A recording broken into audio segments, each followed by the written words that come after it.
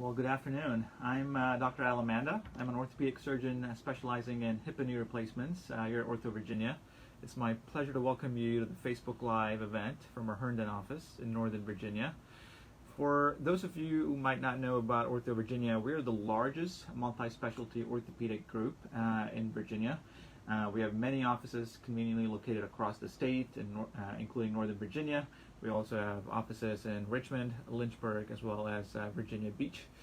We offer, most importantly, convenient walk-in orthopedic care, so you can save yourself a visit to the emergency room throughout all of our regions. We're open after hours, so we're open for extended hours of time and things like that. So that really helps patients a lot, and especially in uncertain times like this. Well, I don't want to take up any more time about telling you about OrthoVirginia. Feel free to find out more about us at OrthoVirginia.com. But we'll focus our talk today on sort of talking about joint replacements and particularly how it affects you. So in particular, I'm going to talk about joint replacements and when it's time to sort of replace joint replacements. When you need to see a specialist about them. When is it an issue that's concerning, right? Those kinds of things. Before we jump into the tips and your questions, let's not forget about your friends. If you have any family members or friends who might be interested in joining the talk or hearing more about the joint replacements, or who might have had a joint replacement many years ago, send them share this live event, and they should be able to join in as well. All right, so let's talk about replacing joint replacements. So, although joint replacement materials have sort of advanced in the past few years, there's still some things that we need to keep in mind. After all, a joint replacement is an artificial joint, and it will eventually sort of wear out. So our best estimate at this point is about 10% of total joint replacements need to be eventually revised or replaced at some point in the future. Now, it might be as simple as taking a part and putting in a new modular part in, or it might be as extensive as taking everything out from the knee or the hip and putting in brand new parts. The lifespan of joint replacements are, quoted in the literature as between 15 and 20 years. That number is getting larger and larger with recent innovations and better technology and sort of better plastic material that we've been putting in. And a lot of it depends also on other factors, not only just the materials, but how much you use the joint. So depends on your activity level, depends on how much wear you're putting on the joint, things like that. In fact, there was a good article that was published in a very reputable journal that was published in 2019 that looked at knees that were placed in the past 25 years. And they found that 82% of those knees last past the 25 years, and 58% of the hips for the hip number. So overall, joint replacements are a great advance in medical technology. They sort of take away the arthritic pain that you might have had before. But it's important to keep in mind and things to look out for when it's a sign that they might need to be serviced. So a couple things that I tell all my patients to look out for after a primary hip or knee replacement is things like if you have pain that you didn't have before and that suddenly comes on. So it's been like 20 years since you had your joint replaced and you've been happy with it, and then all of a sudden you have this sharp pain. That's something to keep an eye on. If you were having great motion with your knee, for example, after surgery, and you've been having great motion, but all of a sudden your knee becomes swollen and you can't really bend the knee a whole lot, or you can't make it fully straight, that's another sign that there might be something going on. It might be a visit to see a provider. If your knee looks straight, now it's a little bit crooked, right? So that means something is loosening, something is sort of giving way, their alignment is changing. That's another thing to kind of keep in the back of your mind. If you have new stiffness, new swelling, trouble getting around, now you were previously walking fine, but now you're using a walker or using a cane, that's a step back, right? So anything that sort of affects your quality of life in a negative fashion, or it's a new change, then it's time to see a joint replacement specialist. And so when you're at that point and you come see me, for example, things that we talk about, right? So when you first see me, I spend the time with you to sort of go through your personal medical history. We sort of look at the surgical history. We talk about when the surgery was done, where it was done. We look at the radiological studies. We look at x-rays. We look at CT scans, MRIs, depending on what is appropriate, to kind of see where you're at and what's been going on. The second thing I do, and the most important thing that should be done in any joint that sort of has a new symptom, is to rule out an infection. So what we do is we get some blood draws sent. If it's a knee, for example, or a hip, we might take some fluid from the joint, send it to the lab, make sure there's not a superimposed infection on there. And then once we sort of figure out what's going on, where we're at, that there's no infection that's going on, we sort of come up with a game plan. We talk about what surgery is. What are we exactly going to do at surgery? What are we going to achieve? What's our goal? Right? And then once we do that, we'll sort of talk about rehabilitation after surgery. We'll talk about the ins and outs of surgery. We'll talk about where your stay will be like in the hospital, how long you'll probably be in the hospital, what other specialists might be involved, and we'll talk about discharge. We'll talk about where you might be going after surgery, therapy after surgery, what we can expect in terms of recovery and things like that. So that's sort of the broad 10,000 feet overview of what a replacement revision hip or knee surgery looks like. I've got a couple tips, sort of summarizing what we talked about so far, and sort of the main highlights of things to keep in mind before we get to your questions. So number one, if you have any change from your baseline, if it's a new change from your baseline, that's a big red flag. That's a warning sign that something is going on that needs to be further evaluated. So that's point one. Point two, always rule out an infection. So it's often that there's an identifiable cause on the x-ray, but there can also be a superimposed infection. So we should always rule out an infection to make sure that's sort of not muddying the waters or clouding the picture.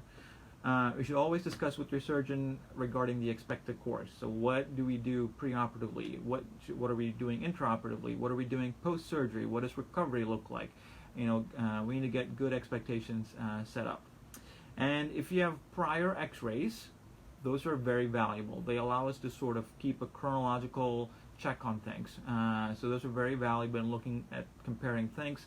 I always tell my patients that x-rays are a sort of a snapshot in history. So the more time points that we have, the better it is to sort of see what's going on and to kind of come up with a game plan as far as what is sort of gone missing or gone wrong, and sort of on fixing it. Well, that was sort of a brief overview and sort of a brief talk on what things to watch out for, what things to do, what are the expectations and things like that. And hopefully that information was useful. Now let's get to the questions. All right, thank you, Dr. Alamanda. So our first question. 3 years after a total knee replacement, I still have issues with my quad tendons, it seems. Still very tight. Visited the ortho and was told nothing can be done. Can you add to this? Yeah, so it's a quad tendon is one of the tendons that are uniquely affected after a total knee replacement. It takes a while for the quadriceps tendon to sort of recover and fully strengthen. But most patients feel about 4 months to a year their quad tendons are sort of getting back to where they were preoperatively. Therapy can certainly help in sort of helping with that tightness. Again, we look at components to make sure that the implants are properly sized. They're not too big or overstuffing or anything like that. But sort of making sure there's no mechanical causes. There's making sure there's no muscular causes through combating that either through revision surgery or through therapy to sort of strengthen the quadriceps muscles. Awesome. So our next question: your BMI must be a certain number, but it's so hard to lose weight when my knee hurts all the time and I can't exercise or rest. What can I do? Yeah, that's a very good question and a tough problem indeed, right? So it's sort of what do you do first? I'm trying to lose weight to get my knee replacement done, but I can't really get my knee replacement done until I lose my weight. So we're sort of caught in this difficult position. One of the best recommendations that I have for my patients who are sort of involved in that is a couple things. One is aquatic therapy. Aquatic therapy is great because it takes away the equation of gravity. So it essentially eliminates gravity and sort of decreases your weight. You don't have to be a swimmer. I recommend people just walking in the lap lane. So that sort of helps take your weight out of the picture and sort of lets you strengthen your quads. And the more you can strengthen your muscles around the knee, the less pressure it puts on the bones. So that's a great way to boost your exercise level and to sort of strengthen the muscles at the same time. Additionally, I also have patients be seen by specialists to sort of specialize in diets. We have something called Ideal Protein here at OrthoVirginia, where you can meet with them one-on-one, and they will offer recommendations that you can work with them to sort of modify your diet to achieve the weight goal. Awesome. So our next question, how long is the typical recovery time for a hip revision for a 65-year-old? Good question. So, as you may know, a hip revision surgery is very different than a primary hip replacement. A lot of factors go into recovery time. What is the reason for the revision? Is it an infection? Is it sort of metallosis, metal reaction? So a lot of those factors affect the recovery in different ways. What was your functional level before? How active were you? How strong were you before the surgery? So all those things sort of play a role. What is the extent of surgery? Do we have to do something special during surgery to get the parts out, for example? Do we have to do what we call an osteotomy? That changes weight-bearing restrictions. That changes the picture and recovery time. So a lot of unfortunately, there's no blanket statement like we can say, for the most part from our primary. For revisions, it's really very personalized and very much down to your unique individual situation and sort of factors that go into your revision, hip or knee replacement. Awesome. So our next question, what causes more wear on the new joint? Is it reaching up, lifting something heavy, digging with a troll, using manual hedge trimmers or loopers? I love gardening, so this is very important to me. No, it's a very, very good question. Our goal with as a joint replacement surgeon is to get back to doing the things that you want to do in a happy and a pain-free manner. That's our goal. And sometimes we're always worried that we may be damaging our artificial joint by doing things that we're not supposed to do. So for most of my patients, I really don't put any restrictions on them. The only restrictions I really have, especially for hips, that no pounding. Pounding is sort of the activity that sort of accelerates the wear. So long distance marathon running, for example, those things. That doesn't mean that you can't run short runs or take short jogs or jog around the neighborhood and things like that. That's totally fine. It's just the prolonged periods of high impact, the pounding, repetitive pounding motions that really take a toll on the joint. But no restrictions on range of motion. That usually doesn't cause much wear and things like that. So gardening is a perfect exercise. It gets you outside. It gets you bending. It gets you sort of use your knee and a hip in ways that you were not able to use before, and give you joy while doing it. So it's a great question. All right. So I got a knee replacement a year ago by Dr. Jacobson. On my last visit, I forgot to ask him why I can't kneel on my knee. Is that normal? Yeah, so kneeling after a total knee replacement is not necessarily that you can't do it. It's just that it feels weird. So because the way the incision is, right over the knee area, patients often say that kneeling often is not painful. It's just sort of a weird feeling. For most patients, after a while, they sort of get used to it. But that's the only reason. It doesn't actually do any damage to the knee itself or anything like that. It just feels not necessarily painful, but just a weird feeling. Okay. What's the problem if it's hurt since day one? I'm assuming this is about a knee replacement. Yeah. So it's always tough to explain immediate post-operative pain. I tell all my patients that knee replacement and a hip replacement, you're gonna feel some pain the first couple days after surgery, but that pain is usually different than the kind of pain you had before surgery. People often characterize this new pain as a little bit more of a acute pain than the constant soreness and the achy pain that they had before their joint was replaced. And the goal, assuming that there's no mechanical issues, the alignment looks great, all the other things look great. I recommend patients sort of work on desensitization and things of that nature, kind of building up the strength around the muscle.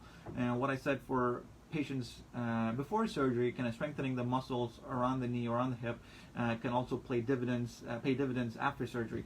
That takes more pressure away from the joint and sort of leads to a less painful recovery. Perfect. I have a cracking sound with movement. Is that normal as well?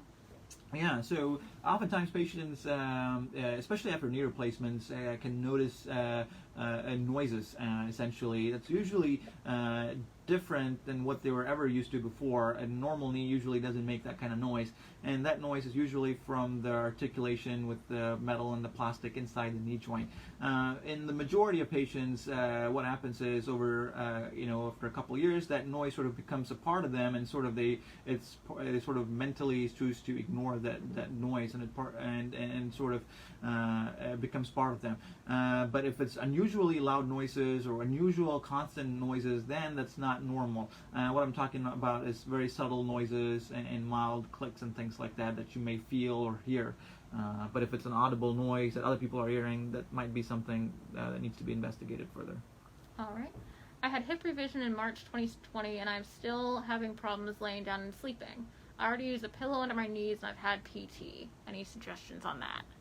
Yeah, so it depends on where the discomfort is, and again, what the revision was done for, what exactly was done at the time of revision, and things like that. So it's hard to sort of make a blanket statement that may or may not apply to you, but things that can help. Therapy is great. It sort of helps loosen up the muscles and sort of strengthens the muscles at the same time, get some of the stiffness out. Other things that can help if it's sort of pain around the site of the incision, assuming that the incision has sort of healed well and there's no concerns with wound issues. Desensitization with ointments and creams around the site of the wound can take some of that acute sensitivity away. And I always say ice or heat is a friend. So whatever works for you once you're past that acute stage of surgery can help take down that inflammation and can give you relief. Awesome. So how long is PT for a knee replacement? So it really varies. There's no set number that I use. Our thinking has evolved significantly. It used to be that we would send everybody to PT after a hip or a knee replacement, but what we found out in the last few years is that we're not sending patients to therapy after a hip replacement. So now the routines is that you get a hip replacement done, and more often than not, you're not getting therapy for your hip. For knees, it's a little bit different. Knees tend to get a little bit more stiff, so we want to make sure that you're working with therapy, sort of bending that knee and sort of getting it straight and all those things. And the therapist will sort of work with you on your progress, and they'll keep us updated. And it's a team effort. It's a team sport, is what it really is. So surgery involves me, putting the artificial joint in, but also involves a therapist, or a vital part of this procedure, and getting your motion and range of motion back to where it was and where it should be. So it's a variety of progress, depends on where you are in that and how much of a progress you're making and things like that. Awesome. What can you do for scar tissue caused by a hip replacement?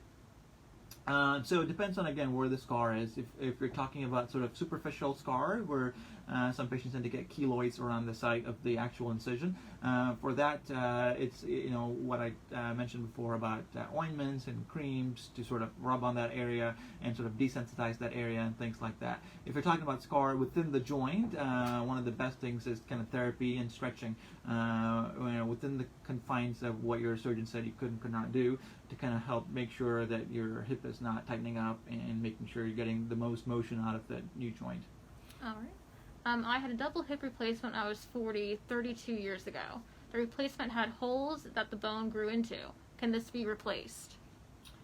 The replacement had holes that the bones grew into. I'm guessing you were talking about a press fit component. Mm-hmm. So essentially, what the goal of the surgery is for, if I'm understanding your question correctly, is for the implant to have bone grow into the implant so it becomes part of it. So there's really two main ways in which you can fix an implant to the bone. One is sort of what we call press fit, where you sort of take that implant and put it up against a well-prepared bed of bone, and what it does is allows the bone cells to sort of form attachments into the implant and essentially becomes part of you. And the other way to fix it is by using cement. Cement is sort of like quick glue. It affixes the implant onto the bone. So those are sort of two main ways in which we can get the implant attached. Again, it depends on your specific kind of implant that you have and sort of things like that, depending on what is going on. Okay.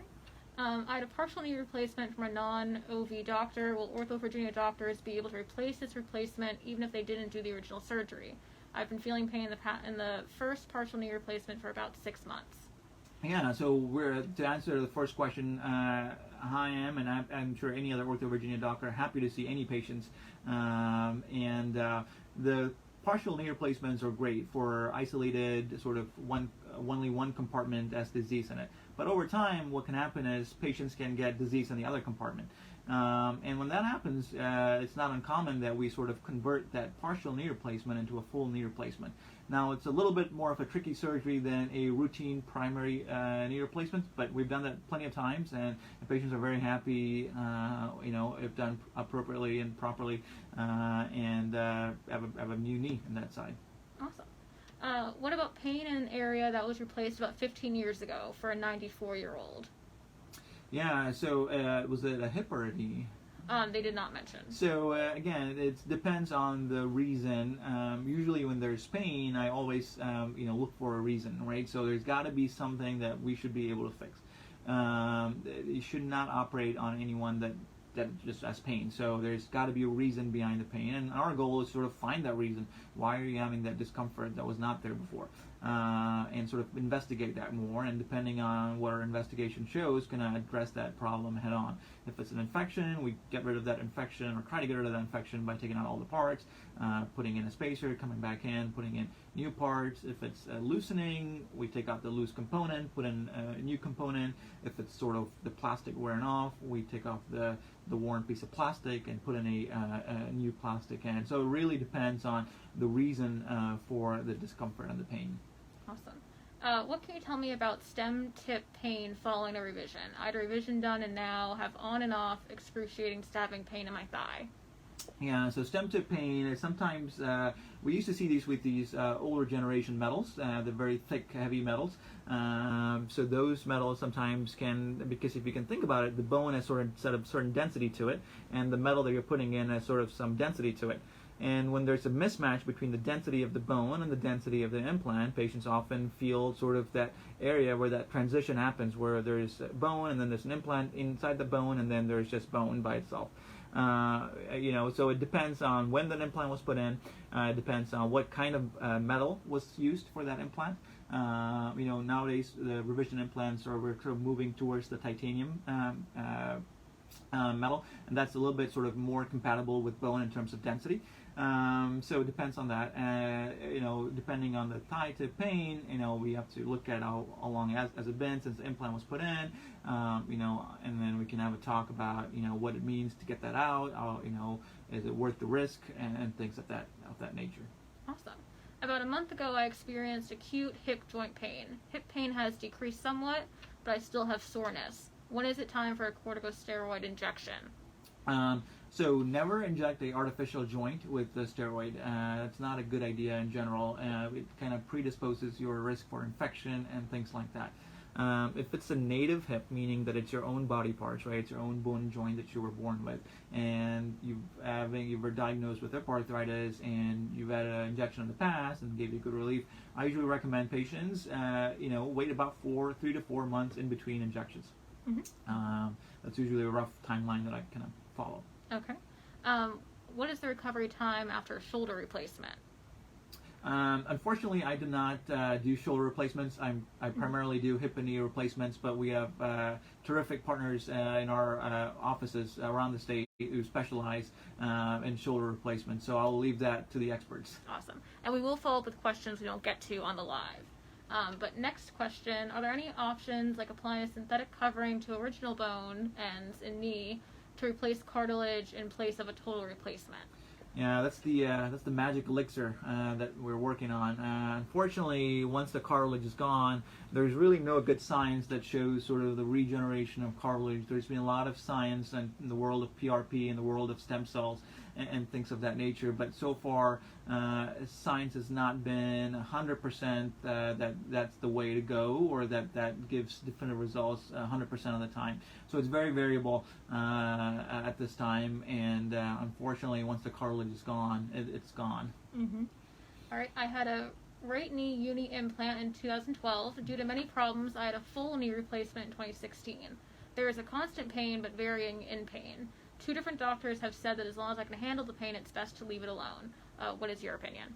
Yeah, so Again, the biggest thing is to make sure that you don't have an infection, right? So especially patients are at slightly higher risk of infection when there's multiple procedures done to that same joint. So you had a partial, and then you probably more than likely had a prior scope in that knee, an arthroscopic procedure, and then a partial, and then a conversion to a total. So it's already at least 3 procedures. So more than likely it's probably not an infection. But the biggest thing that we have to do is make sure that it's not infected, and you can do that by getting some blood drawn, getting some fluid from the knee and sending it to the lab, and then sort of going from there.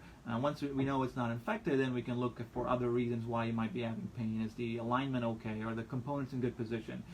Is there some new change from your x-ray that wasn't there before? So those are some of the things that we look at that point. All right. What is the age of the oldest that you will do a knee replacement on? There's really no age cutoffs I do. I've operated on folks as young as in their 20s for their hip for reasons that they're structurally deficient, and I've operated on patients as old as in their 90s. So there's no age cutoff. It really is a question about physiologic health. How active are you and how healthy are you? A 60-year-old with multiple medical problems is a different story than an 85-year-old with no medical problems. It's really hard to put one number and have that be sort of set in stone. I really leave it up. We'll have a talk. We'll talk about the risk benefits, and we'll make sure that you're cleared to go through surgery with your medical doctor, and make sure we can do that in a safe way. Awesome. What is the average replacement lifespan for a hip revision? So again, it really depends on what we're revising. Are we just revising the plastic? Are we just revising all of the components? So it's tough to say what exactly the lifespan will be. We can say that the new generation of plastic, which used to be the culprit for a lot of the revisions back in the day, are changing, right? The technology has improved significantly.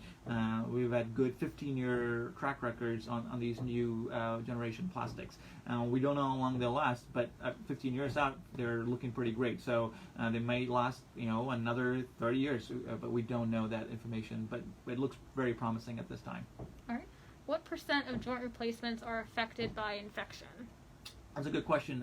In about 2% or so is sort of the rough 1 to 2% or are affected by infection usually. And it's not a static number that's the same for every single person. So if you're a very healthy person who doesn't smoke, your weight is really good, you don't have diabetes, your risk is diminished significantly. But if you're a high-risk patient, if you have diabetes, if you're obese, if you have other, if you're a previous smoker, things like that, those raise your risk up. So it's hard to say, oh, your chance is this per person. It's sort of very variable on a broad spectrum, and really depends on the whole picture. All right. I had a pulmonary embolism when I had my bilateral knee replacements 10 years ago. Is there anything that can be done now to keep this from happening again if I had a revision surgery? Yeah, so a lot of that's a very good question. So there's new stuff that we do now that's a little bit different. So if you've had a history of a blood clot and then a pulmonary embolus, and if you're at high risk, we will work with your hematologist to make sure there's no, why did you get that blood clot or PE in the first place? Was that from just surgery, or was there some other underlying diagnosis that you had that the surgery probably exacerbated? And if you're high risk, we put you on blood thinners after surgery, and we'll even sort of talk to your hematologist and put a filter in place the next go around, so that if you do end up getting a clot, we make sure that it doesn't kind of go to your lungs. Are blood transfusions required for either partial or full knee replacements? Almost never. So even my revisions, we almost never require blood transfusions these days. And the reason why is this: we've gotten significant advancements, in the past 5 to 10 years about blood management. We don't do things that we did differently. We usually are not putting in drains. We give something called tranexamic acid, which is a great agent that decreases blood loss during surgery. So a lot of the things that we're doing now certainly changed in the past 5 to 10 years. And we rarely give blood for anybody getting a primary hip or knee replacement, and very rarely do patients undergoing revisions get it. All right, so last question. I had a hip revision because of metallosis. How long will my hip revision last? Yeah, so metallosis is used to be another common reason why hips were revised frequently in the past, especially when we were putting metal on metal bearings in the past. So it depends on your soft tissues and what they look like at the time of revision surgery. One of the most important muscle groups that we look at the time of surgery and before surgery is your abductors. Those are some of the most important muscles in sort of keeping your hips stable and maintaining your pelvis in a level fashion as you walk. So it depends on the amount of damage that was present from the metal reaction at that time. So, assuming that there was no significant damage and your revision surgery went well, I would expect good results from that revision. All right. Well, thank you all very much for joining in today and for your time. You all asked some excellent questions today. If you want more information, go to OrthoVirginia.com. If you or your family or friends have additional questions, please post in the comments, and we'll get back with you. Stay safe, wear your mask, and be safe outside in the snow today.